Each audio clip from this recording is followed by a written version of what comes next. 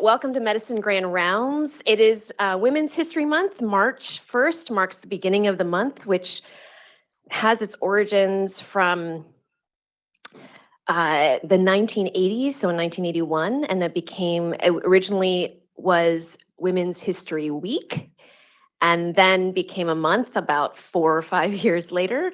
And so I will be just making a few announcements this morning. We have no COVID announcements, actually, thankfully, or otherwise from our Stanford Healthcare.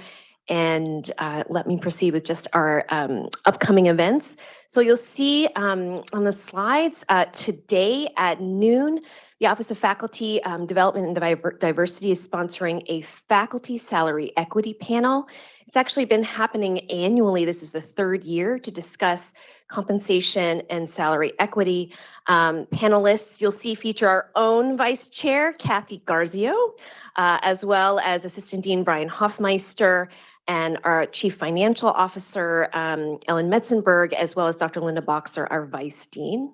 And we'll get the registration links into the chat for you all. Next, I wanted to highlight the next event is for our House staff. There is a work-life panel in honor of Women's History Month for our House staff as well. And the QR code is where you can register. And it's taking place this evening at 5:30 at the LPCH auditorium. It is an in-person event. Unfortunately, you can't Zoom in for this one, but that will be happening this evening.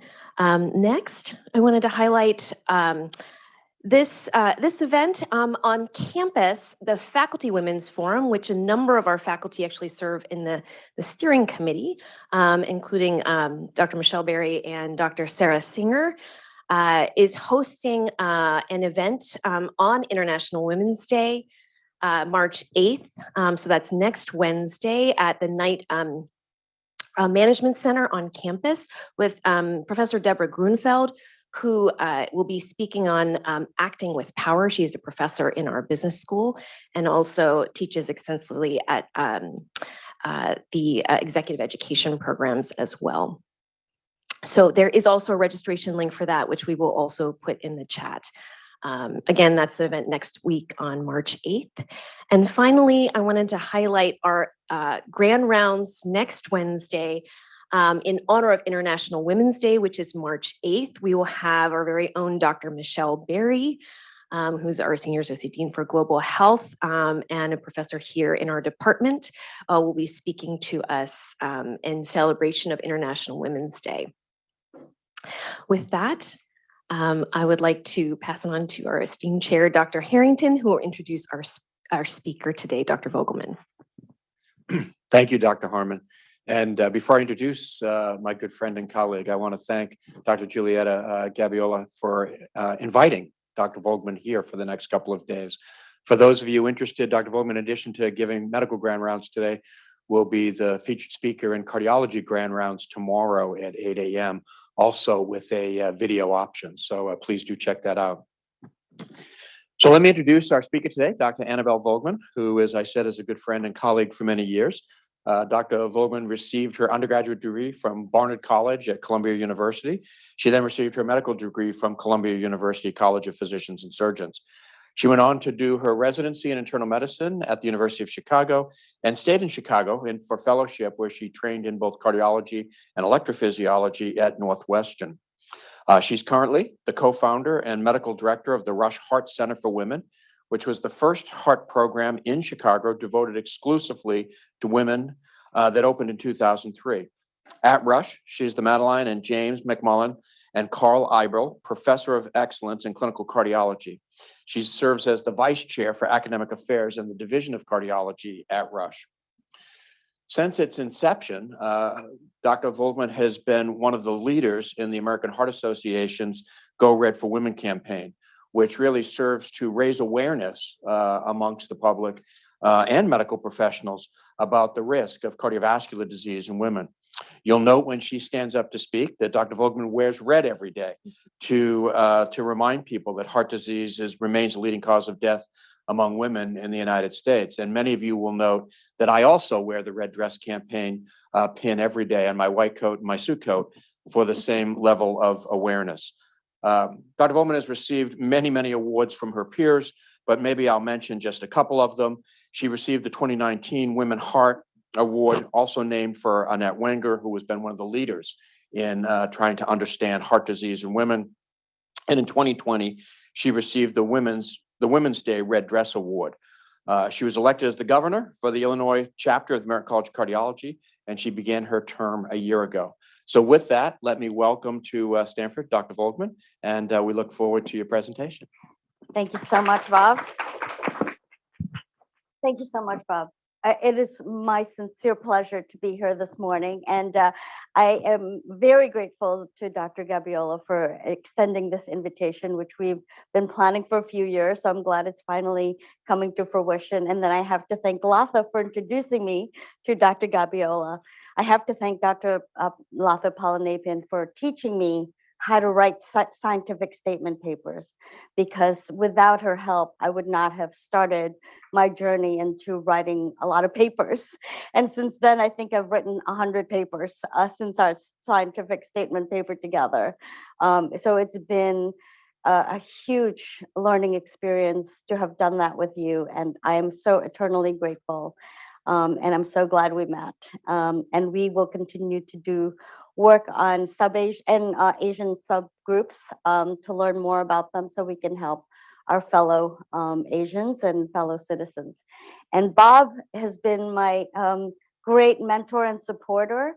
Bob Harrington and I met at an ACC leadership when I introduced him as a speaker during one of the ACC Women in Cardiology Leadership Conference to teach us how to be leaders. And I asked him, why are you such a big supporter of women? And he said, well, you know, my mom had heart disease. And I said, well, it's got to be more than that. How many kids do you have? And he said, I have 4 daughters. And I said, that's why. Because our biggest men supporters are the father of smart women. And thank you, Bob, for all that you do for us. It is felt by so many of us in cardiology. And so I'm eternally grateful for your support. And as I'll talk to you, I'll tell you later in one of my slides, Bob really rescued us with one of our papers. So with that, I wanted to just point out, I'm from Chicago, and the Rush Heart Center for Women was founded by Martha Galati and Lynn Braun and myself. So I have such esteemed colleagues who founded this Heart Center for Women. So I'm going to talk a little bit more about that. These are my disclosures. Most of my advisory boards have to do with DEI and including increasing diversity in clinical trialists and trials. And I do have some research from the NIH and Novartis looking at lipoprotein A. And I'm fortunate enough to have bought Apple stock when it wasn't so expensive. And I talk about atrial fibrillation in the iWatch and some of my talks, so I have to disclose that. I do own some other stocks, but no relevance. So the Rush Heart Center for Women, the concept of building the Rush Heart Center for Women stemmed from our commitment to the American Heart Association before the Go Red for Women campaign was actually started. It used to be called the Women's Legacy Luncheon, and in 2000, the American Heart Association came to several female cardiologists in Chicago, asking us to be more involved in educating women and healthcare professionals about the fact that there were more women dying of heart disease than men, and none of us knew it or thought really about it. And I was really surprised at this. As Bob told you, I'm an electrophysiologist. I was taking care of a lot of people with arrhythmias. And we did tend to have a lot of men with ventricular arrhythmias. We'd put in defibrillators. And then one day, one of my patients came to me, and she's a young woman from a very affluent neighborhood in Chicago. And she's been having palpitations for several months, and no one had done an EKG on her. And they told her that she was just anxious. She should just go home and try to take some anti-anxiolytics. And they weren't working. and she was about to go on a ski trip, and she was worried that she would have palpitations during her ski trip and was afraid of the consequences. So I took an EKG, and she had WPW.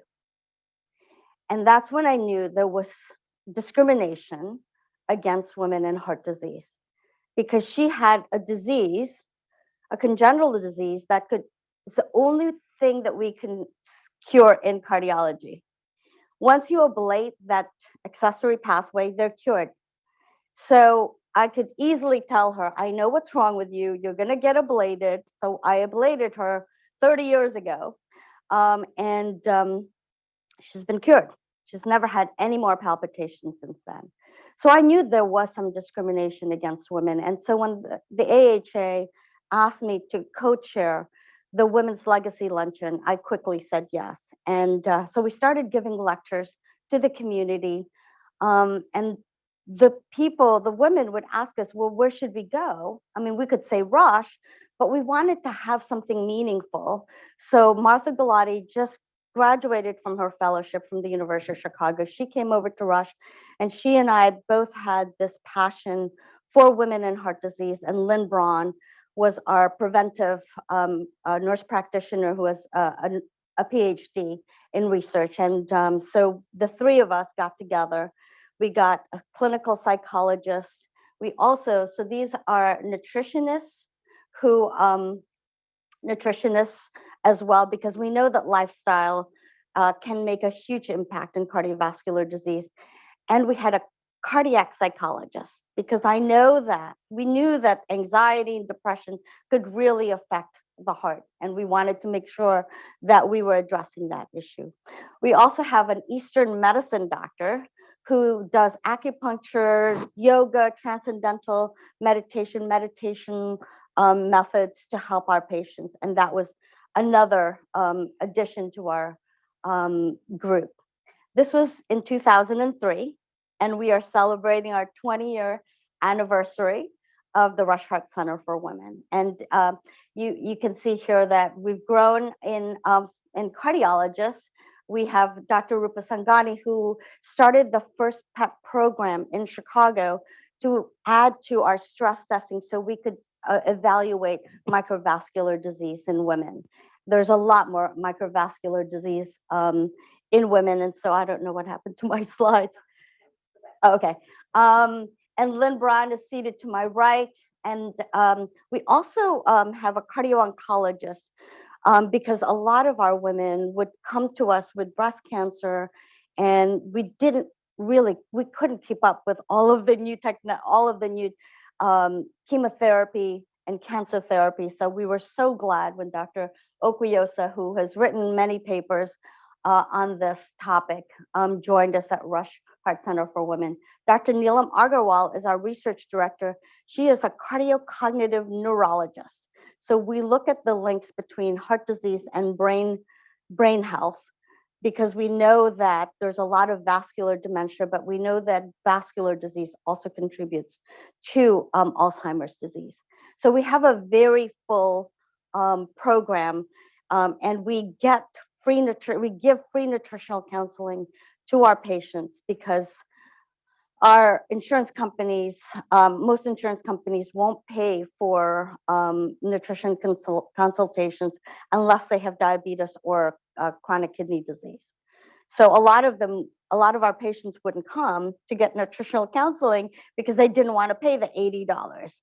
And so one of my patients actually donates $25,000 a year to cover their nutritional counseling. So we have a lot of supporters and a lot of colleagues that help us in the Rush Heart Center for Women. So I show you this because the AHA puts out a statistical update every year, and they show us how many women and men are dying from heart disease. In the 1970s, there were about 30,000 more men dying of heart disease. And so we concentrated on taking care of our men. The women forgot to take care of themselves, but they took care of their husbands, their fathers, and they made sure that they were taking their statins when they finally got approved. So the men started taking statins, and what did the women get? From an observational study, especially the nurses' health study, it showed that women who were taking hormone replacement therapy had better cardiovascular outcomes. But remember, it was an observational study. And so a lot of women were being given hormone replacement therapy to lower their LDL cholesterol, because that is an effect of hormone replacement therapy. And what happened? There were more women dying of heart disease than men since the 1970s. So that by the year 2000, there were 70,000 more women dying of heart disease. And that's when the AHA said, there's something going on here that we need to address. And that's when we started doing the Go Red for Women, the Women's Legacy Luncheon, and all the NIH efforts to decrease mortality in women. So this is a paper that that a few of us, my colleagues at Rush and other women all over the country who have heart centers for women wrote. And we sent it to several high impact journals. And they said that one of them said, there is not one male author. This was before it was published. There was not one male author in this group. And we were really taken aback by that, because how many papers are there that are published that have not one female author? And that is never really, it was really surprising to us. So in besides fighting them and saying that this is really not fair, we just decided to ask one of our biggest supporters to help us write this paper. And thank you, Bob, for helping us write this paper. It made a big difference. And it really showed that men support our efforts. So we wrote this paper with my colleagues, Gina Lundberg is at Emory, Melissa Wood is from Harvard, and Lakshmi Mehta is from Ohio State. So these are my posse. They're my supporters, and we write a lot of papers together. But we wanted to talk about the historical perspectives and the future of what heart centers for women could look like. And we now get a lot of requests from many different cardiologists, mostly females, who want to start a heart center for women. And we tell them to read this paper, and it really helps them. We are actually currently writing an ACC toolkit for heart centers for women, so that they have a step-by-step way of how to create a heart center for women. And there are now heart centers for women all over the country. But we wanted to just put in writing what we envision the heart centers for women to look like. We want them to have, if possible, research going on, and they can be in private practice and still do research, but make sure that women are in those clinical trials. Patient care is, of course, the most important thing, but we also wanted to make sure that we give educational efforts and awareness efforts for both patients and healthcare professionals, and then promote more women doing clinical trials and more women going into these trials. So I'm going to start off my talk. I haven't started my talk, actually. That's just the background. So I'm going to start my talk with a case study. I see a lot of patients in the Heart Center for Women. And over the last 20 years, I've probably seen 10,000 women, 10,000 patients. But this one particularly was a difficult one for me. She's 62 years old. She had hypertension. She was obese, and she had obstructive sleep apnea. She recently had a meniscal tear, so she couldn't exercise. And it really caused a lot of problems with her mood. She couldn't sleep. She would have frequent blood pressure surges. And her wife was concerned about her sleep, was only getting 4.5 hours of sleep, and she had fiery moods once in a while. So what would you do? Refer her to a psychologist, refer her to sleep medicine, suggest lifestyle changes, or all of the above, and ask her to do meditation. So we'll talk about what we did at the end of my talk. But think about what you would do with her. So my talk is about sex differences in patients with cardiovascular disease. And then we'll talk about, so these are my objectives. We'll review the guidelines for preventing and treating heart disease in women, and then talk about sex-specific issues that affect women in cardiovascular disease, including pregnancy and menopause. So let's talk about epidemiology, risk factors, and risk prediction models. As you know, heart disease affects 1 in 3 women, and women and men have similar cardiovascular risk factors, but there are several female-specific risk factors, such as disorders of pregnancy, menopause, breast cancer, and cardiovascular disease.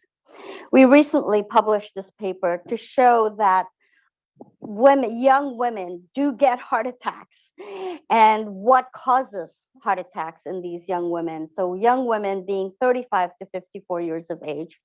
And as you can see, they're the usual causes of heart disease. But it does differ a little bit in how they present and what the causes are.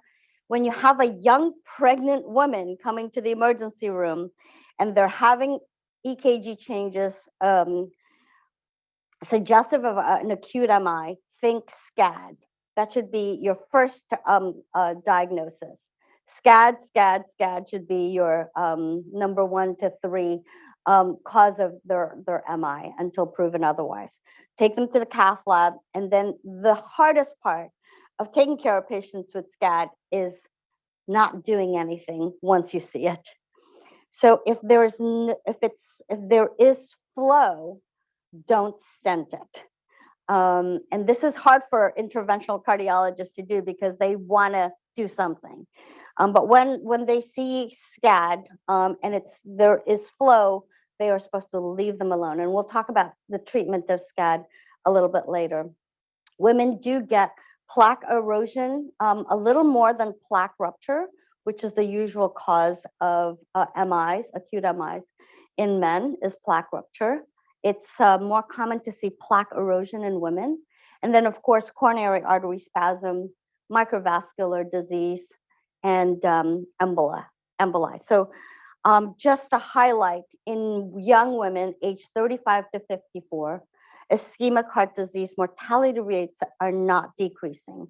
And so we need to take care of these young women and not misdiagnose them, get an EKG in anyone who's having chest pains. And again, Martha Gulati wrote the chest pain guidelines recently and emphasizes how important it is to not miss these diagnoses in women.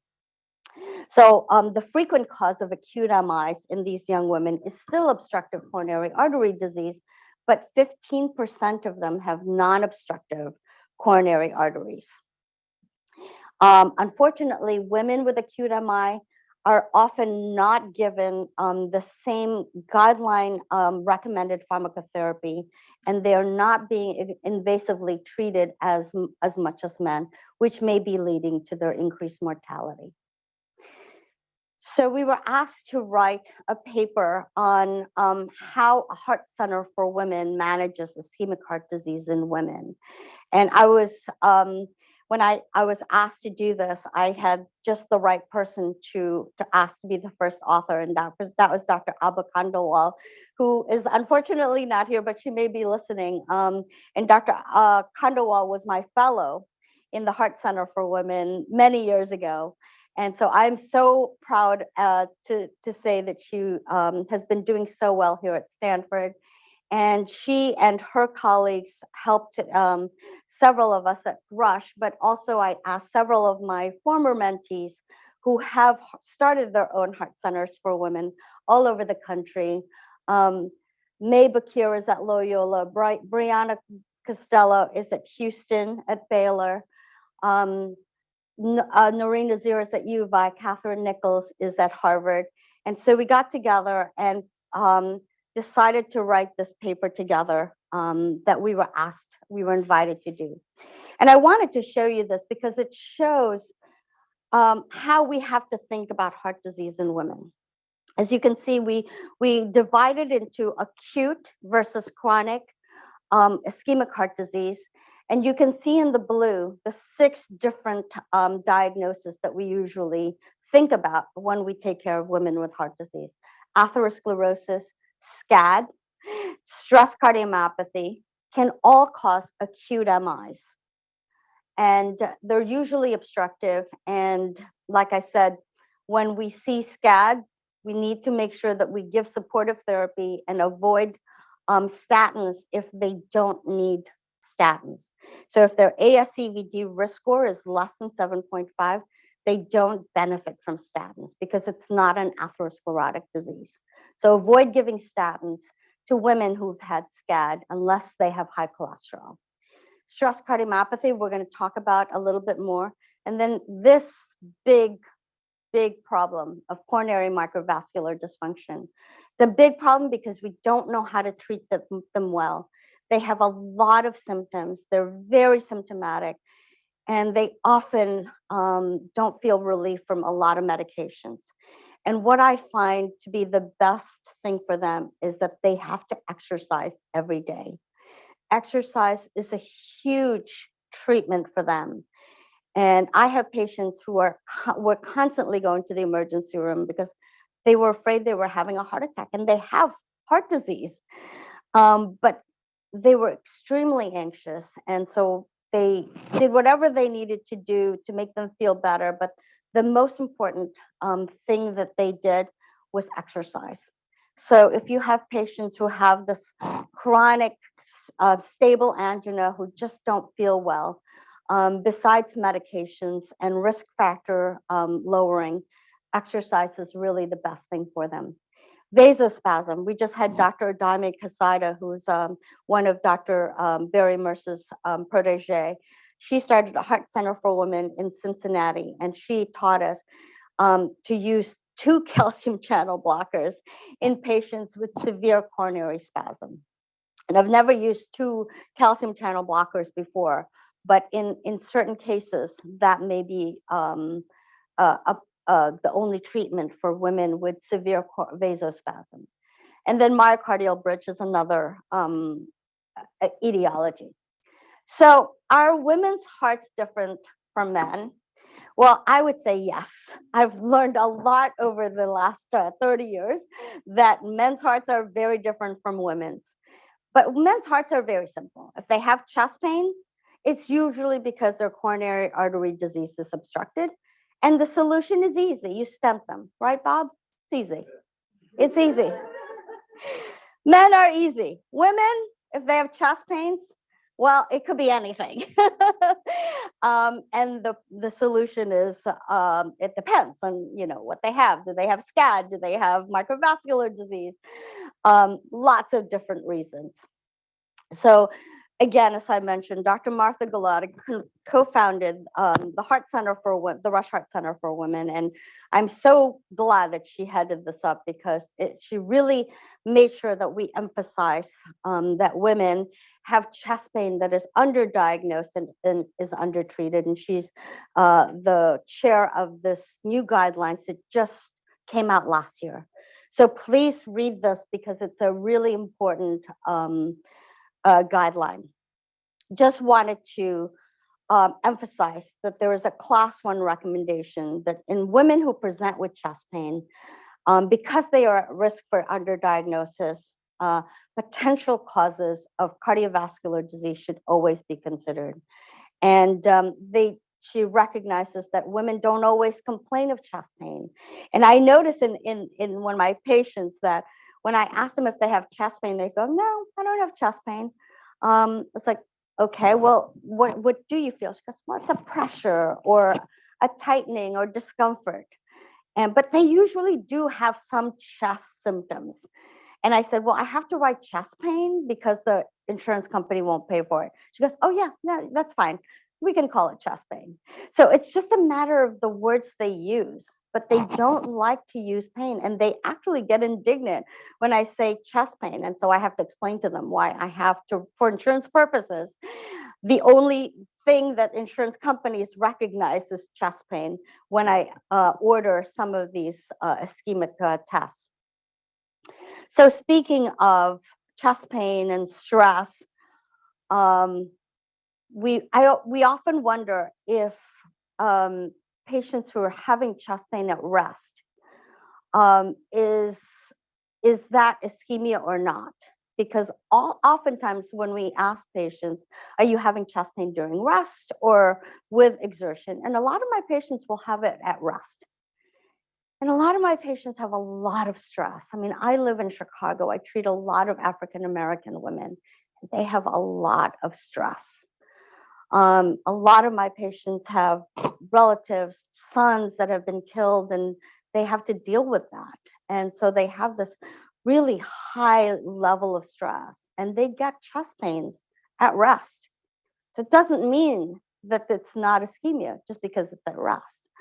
And as this paper showed elegantly, when somebody is under mental stress, their ischemia can be just as bad as physical stress. This is somebody doing mental arithmetic, and it's probably a calculus problem. You know, I'd be stressed too. I'd have ischemia if I had to do a calculus problem at this point in my life.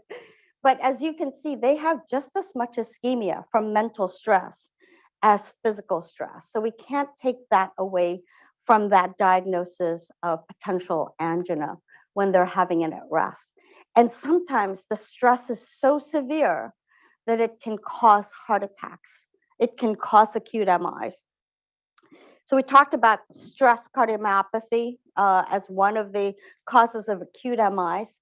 This is an example of an LV angiogram that shows that in patients with severe stress, and sometimes it could be a happy stress actually, very few, but usually it's a sadness that takes over, and they have a dysfunction. This is the classic picture of what we call Takotsubo, or stress cardiomyopathy. The apex balloons out, and it looks like an octopus trap, and that's why it's called Takotsubo. But remember that this is an acute MI, and they need to be treated. And the interesting thing about the stress cardiomyopathy, it's also been coined as broken heart syndrome, is that it's a very favors women much more than men. 70 to 80% of patients with stress cardiomyopathy are postmenopausal women. And it usually follows a severe, sudden, unexpected emotional or physical stress. It looks just like a heart attack, and most will recover, but there is some evidence that there is potential recurrence in patients. So we looked at sex differences in Takotsubo syndrome or stress cardiomyopathy, and we found that there is a prevalence ratio of 9-to-1. So 90% of women and 10% men get stress cardiomyopathy. Very interesting why that would be. And when we looked at how they present, men usually have a higher physical trigger when they get it, and women get more emotional triggers. So these are emotional triggers. Unfortunately, because the usual physical trigger is a cardiogenic shock or some severe health, the men have a higher mortality when they get stress cardiomyopathy. So very interesting phenomenon that we see in stress cardiomyopathy. Because this is internal medicine, I wanted to focus a little bit on diabetes and cardiovascular disease because it is rising all over the world. India, I've been giving talks in India because since we did that paper in the South Asian group, I've been invited to give talks in India and Pakistan. And there's a lot of diabetes in India and in the South Asians. So this I just wanted to show how much worse women do with diabetes when it comes to cardiovascular disease. They definitely have a higher risk of having coronary heart artery disease, 44% higher than men, 27% higher stroke than men, End-stage renal disease, 37% more, vascular dementia, 19%. And when they have type 1 diabetes, they have 2.5 times the risk of coronary heart disease compared to men, and higher risk of stroke and end-stage renal disease as well. And in terms of the relative risk of major cardiovascular events in men and women with diabetes compared to those without, you can see that women have it worse than the men. So there's something about diabetes that makes women at much higher risk for heart disease. This is an interesting study that looked at sex differences in coronary artery calcium and mortality from coronary heart disease. As you can see, if their CAC score is greater than 0, there are definitely a lot more men with diabetes compared to women with diabetes who have a CAC score of 0. But if their CAC score is greater than 100, the risk of total CVD and coronary heart disease mortality rates were much higher in women compared to men. And I think that it's because we're not treating women aggressively enough when they have diabetes to try to decrease their cardiovascular risk. So there's an interplay between women and diabetes that makes them at higher risk than men. And so we need to pay close attention, especially in women whose coronary artery calcium score is greater than 100. So the CAC score has been a godsend for all of us to diagnose coronary heart disease in men and women. So I ask you to use it regularly because it's really helpful. So the good news about diabetes is that we have great new drugs. Instead of worsening heart failure, which a lot of the old diabetes medications did, and increased heart failure mortality, these drugs, the GLP-1 RAs and the SGLT2 inhibitors, have shown decreased mortality in heart failure and other cardiovascular outcomes. So these are all the new drugs. That's why, thank goodness, we have endocrinologists who know how to give these drugs. We like simple drugs. We like giving empagliflozin, 10 milligrams a day for heart failure if they don't have diabetes. And then if they have diabetes, we send them to their endocrinologist. I don't know about you, Bob, but that's what I do. It's easy, to give that 10 milligrams because I know it's not going to decrease their hemoglobin A1C and make them hypoglycemic. But if they have diabetes, I don't fool around with it. I send them straight to the endocrinologist. But you can see the SGLT2 inhibitors have decrease in major adverse cardiovascular events. They have decrease in CVD death rates. The green are positive, the blue are not as positive.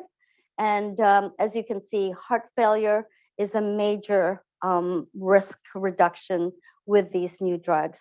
So we're really thrilled to have these added to our drugs that we can use for our patients. Are there sex differences in giving these drugs? And unfortunately, there are some data to show that it doesn't help women as much as it helps men. It helps women and it helps men, but the relative risk reduction is better for men with these drugs than it is for women. And we looked at heart failure specifically. This is a group of my colleagues who looked at, did a systematic review and meta-analysis of cardiovascular outcomes in heart failure RCTs, or randomized controlled trials of SGLT2 inhibitors, and found also that it doesn't help women as much, but partly it may be because we didn't enroll as many women as we did men, and that's usually the problem when we have these randomized clinical trials. usually less than 30% of them are women. And so we can't really give a good power enough to make sure that the women are benefiting as much. But I wanted to point out, as you can see, Emperor, which is empagliflozin heart failure trial preserved, is the patients who have normal ejection fraction and they have diastolic dysfunction that had the highest enrollment of women in these trials. So we don't have enough women in these trials, but it did show that women had a little bit more, they had more cardiovascular outcomes than men if you compare them. They both benefit from these SGLT2 inhibitors. So I give them to both my men and women patients, but I know that the women probably still need a little bit more attention to decrease their cardiovascular events as much as the men. The 2022 update for management of heart failure guidelines, the number 1, 2, and 3 had something to do with these diabetes medications. The SGLT2 inhibitors are now part of the guideline-directed medical therapy for patients with heart failure, especially with reduced ejection fraction. So everyone with HFrEF or heart failure with reduced ejection fraction should get these SGLT2 inhibitors. And I have found that these drugs are extremely helpful. They feel so much better. We still don't know the pathophysiology of it, the mechanism of it, but they feel so much better. So simple drug, 10 milligrams of empagliflozin, and they come back and they say, what was that drug? Because I feel so much better. So it's like magic. It's really amazing. For half medium reduced or mildly reduced ejection fraction or preserved ejection fraction, it's a class 2A recommendation to start them on it. So it's still not a class 1. I think we're going to get more data that it does help the patients with preserved ejection fraction, but they are definitely recommended drugs for all heart failure patients. So great new drugs that we have. So heart failure with preserved ejection fraction. We need to do more research on this because it's a big problem in women. It is much more, Dr. Yancey, who is my colleague in Chicago, I challenge him. It's like, what about the women? What about the women? And he has really taken it much more seriously that there are sex differences. So he wrote this paper and reported that heart failure with preserved ejection fraction, or HFpEF, is the most common subtype of heart failure in women with higher prevalence than in men. And it's like a constellation of risk factors and comorbidities. When women have HFpEF, they usually also they're older, they're obese, they have diabetes, they have hypertension, hyperlipidemia. So you can see why they have a high risk. They have a lot of comorbidities. And we have to treat every single one of those comorbidities. So it's a lot of drugs, a lot of lifestyle changes. So it's really important to try to prevent HFpEF. And this is in the heart failure guidelines. We are encouraged to try to prevent HFpEF. And how do we do that? We really need to control their blood pressure.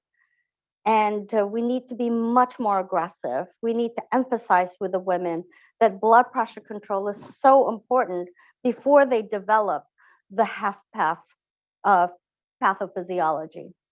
Women with diabetes and cardiovascular disease, they need to be started on SGLT2 inhibitors.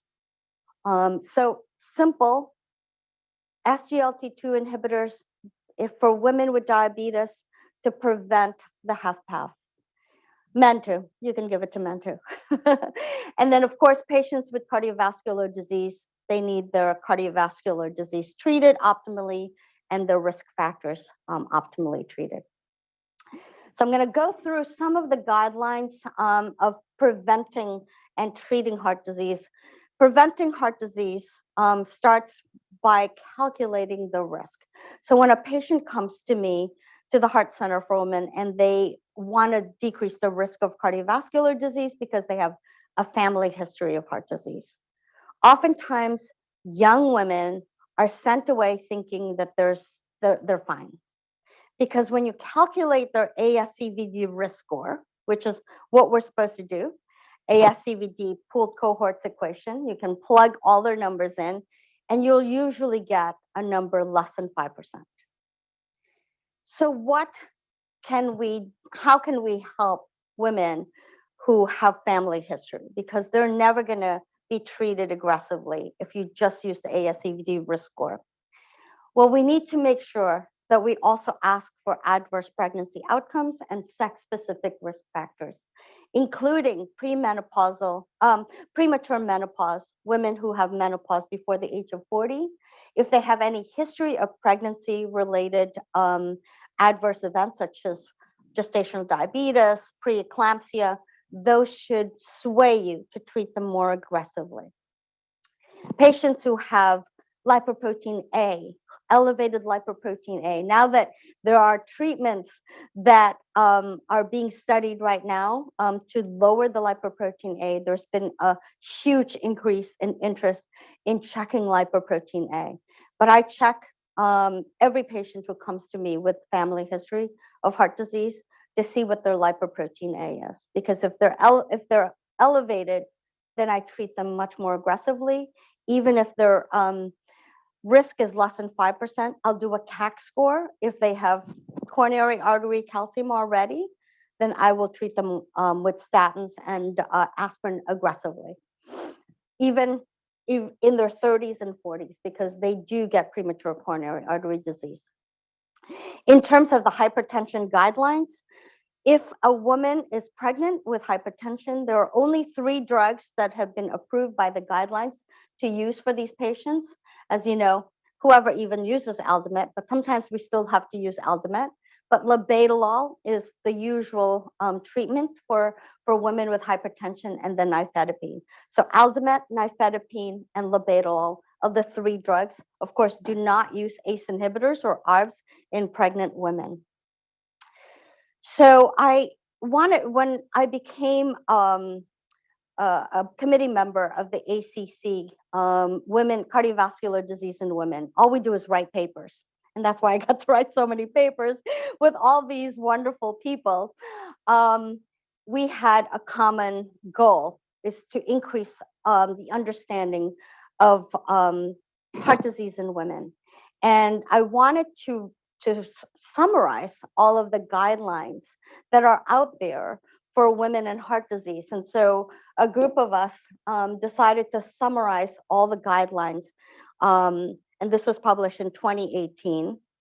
And what we did was write down all the complications in Table 1, the complications of during pregnancy that are associated with increased cardiovascular disease. And then women with diabetes, how to aggressively treat them. And we compared the AHA-ACC guidelines to the American Diabetes Guidelines, to the European guidelines, and you can see they're different. Some of them do differ.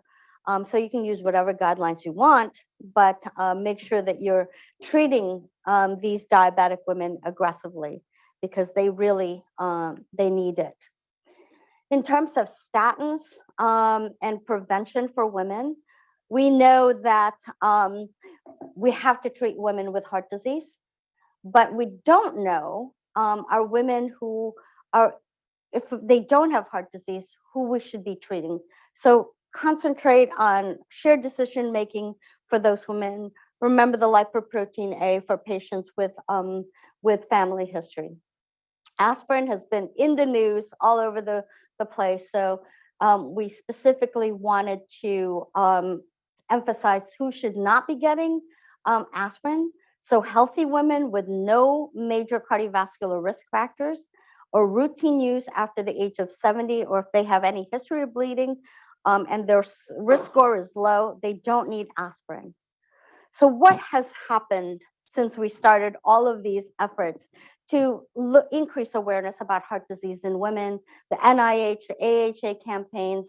We stopped giving hormone therapy to lower the LDL and gave statins to women and used cardiac troponins to detect heart disease in women.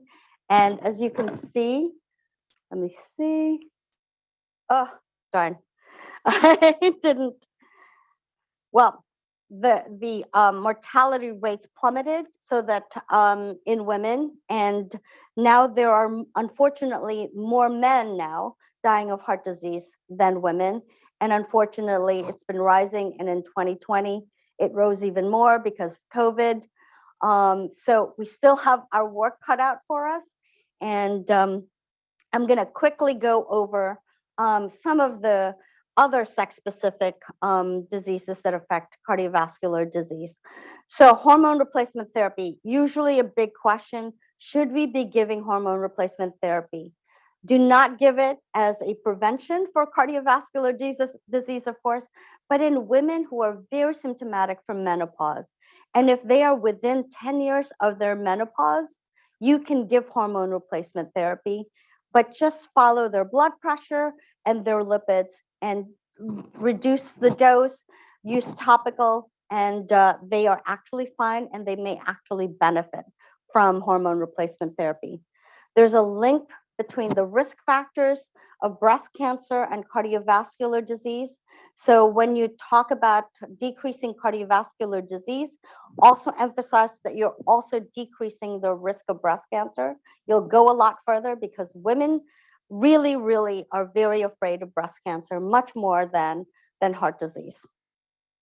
We also did this this paper on Dr. Okwioso, who is our cardio-oncologist, led this paper on how hormone therapies after breast cancer can affect cardiovascular disease. And we know that anastrozole or the aromatase inhibitors can actually increase lipids and their blood pressure. So watch those. When somebody is on anastrozole, watch their lipids because that can increase their cardiovascular events. In terms of the tamoxifen or serum estrogen, selective estrogen receptor modulators, they have a risk of thromboembolism, but it actually decreases the risk of cardiovascular events. So very interesting difference in those patients. So let's go back to my case study. What would you do for this patient? So what I did was I did everything. Of course, I referred her to a psychologist to help her with her stress. She got sleep medicine consultation again to make sure that she's getting the right CPAP. Of course, I suggested lifestyle changes. But what I also did, and I specifically tailored this recommendation to certain people, is told her to seriously think about transcendental meditation. And transcendental meditation, I probably don't need to tell you guys this at Stanford because this is one of the places where transcendental meditation is encouraged in Palo Alto, has a class 2B recommendation to decrease blood pressure. So I was telling her that I can help decrease your blood pressure. She was having these blood pressure surges, and that the AHA recommends it. It's an alternative therapy for blood pressure change. And she actually took me up on it. She did transcendental meditation. She was able to afford it because it costs money to learn how to do transcendental meditation. And I started doing this myself because I didn't want to refer my patients to something I didn't know anything about. And so I learned how to do it. And what it taught, I'm not an anxious person. So what it taught me was how to be more creative. And all these ideas started coming to my head. So I became much more creative. And she started doing TM. She's been sleeping well, blood pressure is controlled, and she's happy. And her family's happy. So our goal is to make women happy and healthy. Thank you so much. All right, thank you so much, Dr. Volgman. I was going to open it up for our live audience. We have about 4 minutes or 5 minutes for questions first, and I have a few, and I see Dr. Harrington has one. So Dr. Volgman, thank you for being here and for taking us through this. Mary Cushman has been charged with looking at the awareness of heart disease since the Red Dress campaign started, as you know, 20 plus years ago. And in the most recent version of the survey of awareness, what was particularly striking is that young women have a very low awareness compared with older women about their risk of heart disease and even of the importance of heart disease in women's health. Do you want to comment on that? And what can we do specifically to target that demographic? Yeah, I think we need to make a much more effort to work with the obstetricians and gynecologists. Let them teach their young, because the young women don't come to us. The young women go to their gynecologist more than the internists, actually. So we need to work with the ACOG, the obstetricians and we have been, but they've been concentrating more on maternal mortality. But maybe what we should do is empower them to teach these women about the risk of cardiovascular disease in young women. And as you can see, 35 to 54, that's young. Now that I'm 65, that's young. Okay, we have one question here from Dr. Thank you for that, Bob. Thank you so much for your talk. I'm curious, Stanford is thinking about starting a women's health center in general. And do you see that this kind of a program could integrate into a general women's health center, or is it really important that it's cardiovascular related? That's up to Bob. As you know, Jennifer Trammell and Abba Khanderwal already have a heart center for women. They've been doing it for the last 15 years or so. And so they definitely would probably, be happy to collaborate with you because you can feed each other these patients. We need the internists just as much as you need the cardiologists, especially with the diabetes. Yes, Dr. Gabiola. Okay, one second. So I think women have really decreased awareness of their own health, or they don't take care of themselves as much as they care for other people. And I think part of it is they just want to take care of other people, their husbands, their kids, etc.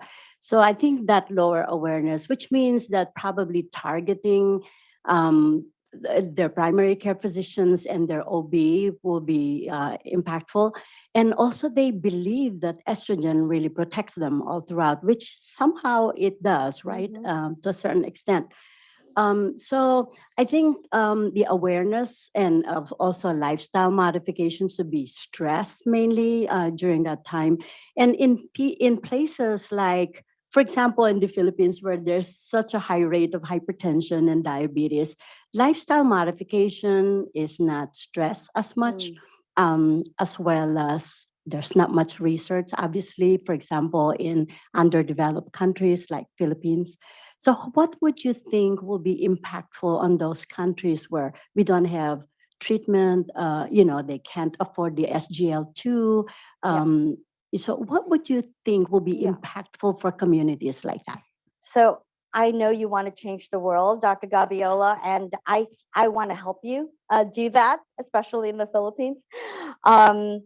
So I think that we need to start with the government and the healthcare agencies in the government, because you can't do it on a one-to-one basis. The government has to be part of this effort. It's the only way we can make a difference, because a one-to-one doesn't, move the needle at all.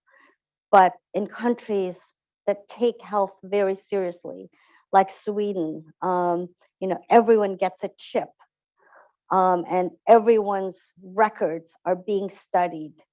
They can move the needle in making everybody healthy. I know it's going to be very difficult in a place like the Philippines where our politics are so crazy. But, we need to talk to the healthcare agencies, people that can make a difference. Because if you talk from, up to down to the level of everyone who's educated as a doctor needs to do these things, then it will happen. I mean, we don't even do it here in the United States, but especially in a place like the Philippines. I mean, doctors, don't really know how to prevent disease. They're treating disease as they come, but prevention is not always, being done in places like that. So I think if you want to tackle that, I'm happy to help you. Dream big. Thank you, Dr. Volgman. We're 2 minutes over. There's one additional question that actually has gotten a number of votes online Okay. from the Q&A. And Dr. Goldschlager was asking about data in trans people and trans folks. Thank you, Dr. Goldschlager.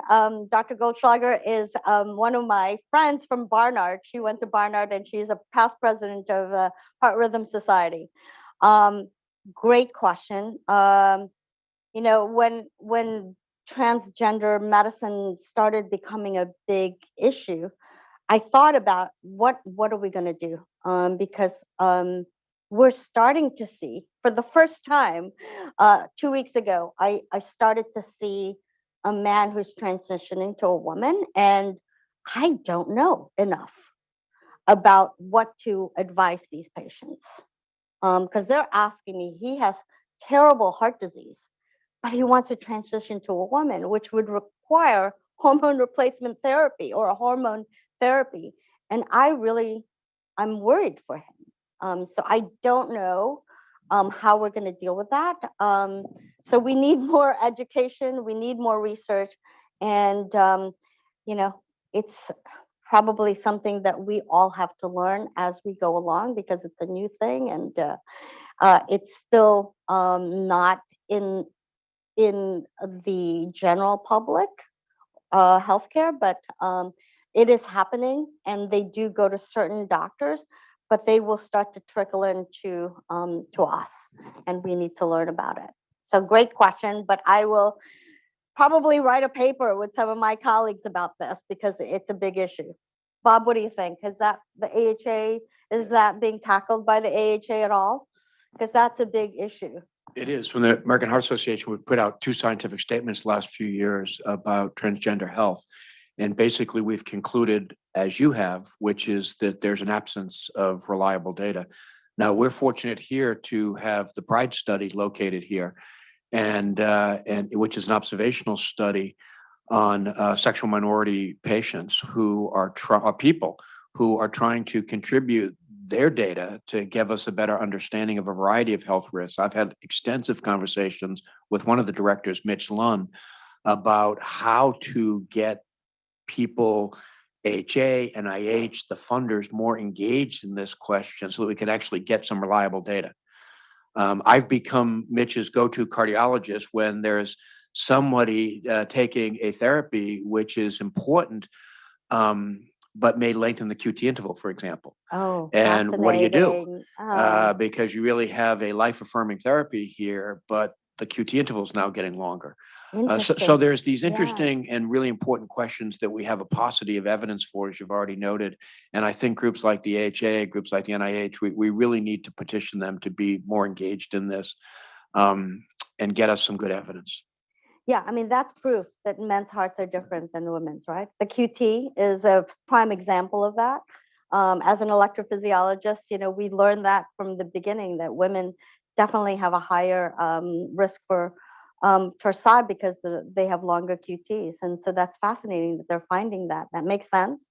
I happen to know somebody who may be a big funder of this research in Chicago. So I'll talk to you. Yeah, talk to me if you want to connect. Yeah. I think there's a big somebody who can fund a lot of these studies. Well, thank you. And Dr. Volgman, thank you so much for joining us in person for Grand Rounds. Thank you everyone online who stayed 6 minutes past. Thank you for your grace. Really, really appreciate the discussion. Join us next week for Michelle Berry. Thank you so much. Thank you. The preceding program is copyrighted by the Board of Trustees of the Leland Stanford Junior University. please visit us at med.stanford.edu.